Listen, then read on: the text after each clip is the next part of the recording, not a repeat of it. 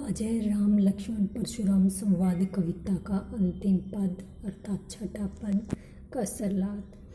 कहूँ लखन मुनि सील तुम्हारा, को नहीं जान विदित संसार। कहूँ तो कहना हो गया, लखन लक्ष्मण हो गया, मुनि परशुराम के लिए, सील स्वभाव तुम्हारा या आपके लिए, को कौन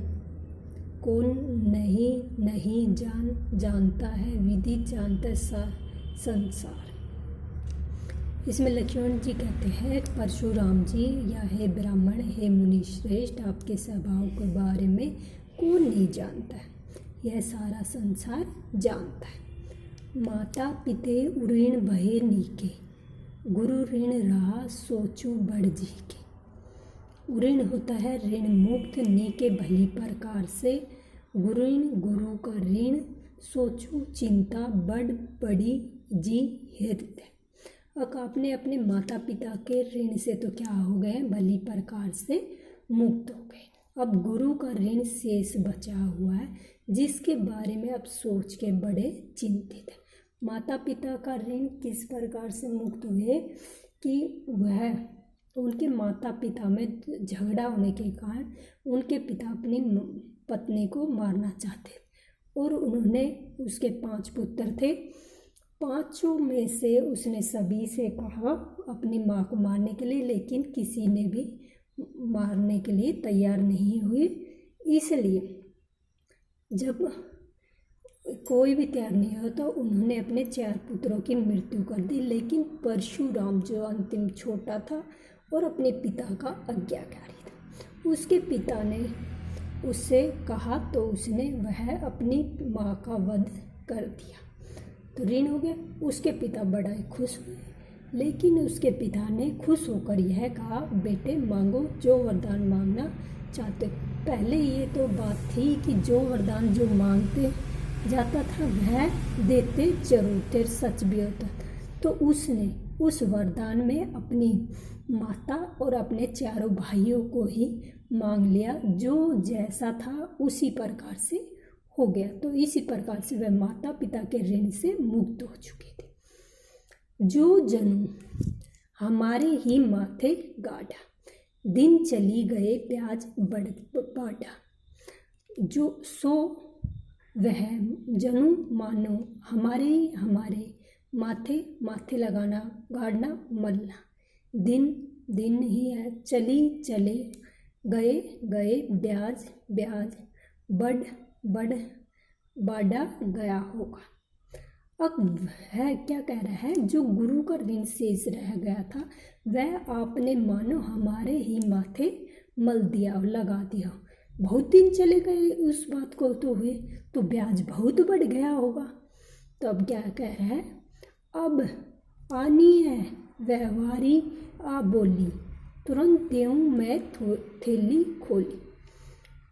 आर्य बुलाना, व्यवहारी हिसाब किताब वाले को दूंगा खोली खोल कर। आप क्या करें, अब व्यवहार, अब हिसाब किताब करने वाले को बुला लाइए, मैं तुरंत ही जल्दी से थैली खोलकर हिसाब चुकता कर दूंगा, व्यवहार कर दूँ।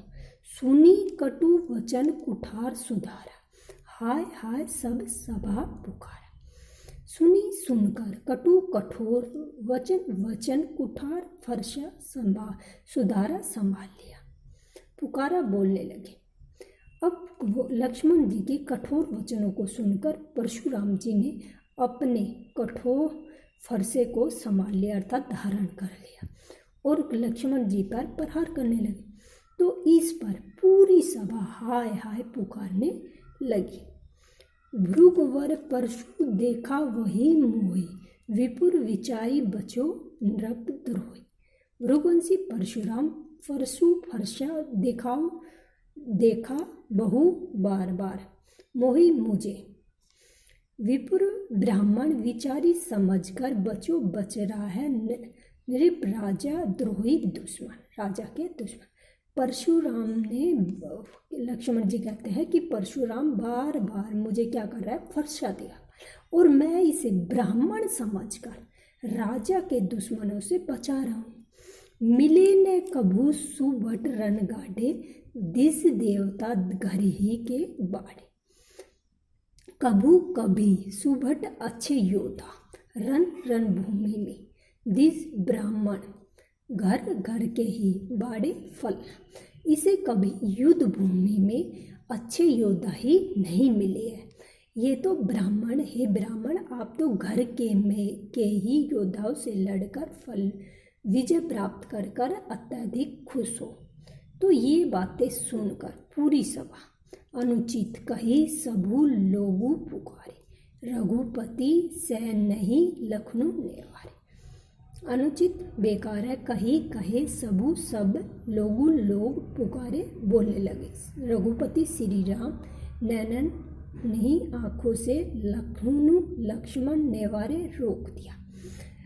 पूरी सभा लक्ष्मण के वचन सुनकर पूरी सभा क्या कहने लगी, अनुचित है, सब लोग पुकारने लगे।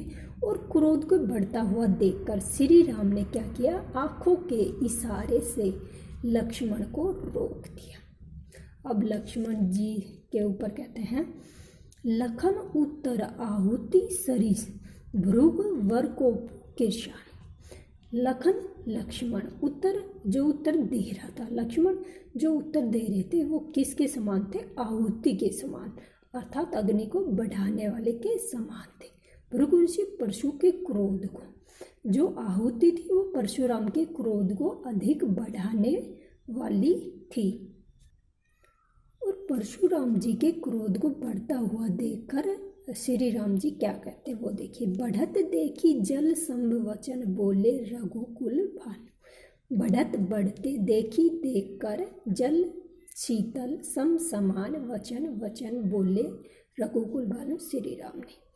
परशुराम के क्रोध को बढ़ता हुआ देखकर श्री राम ने जल के समान शीतल वचन बोलकर परशुराम के क्रोध को ठंडा करने का प्रयास किया। तो ये था आज का सरलात, अंतिम यह इसका सरलात।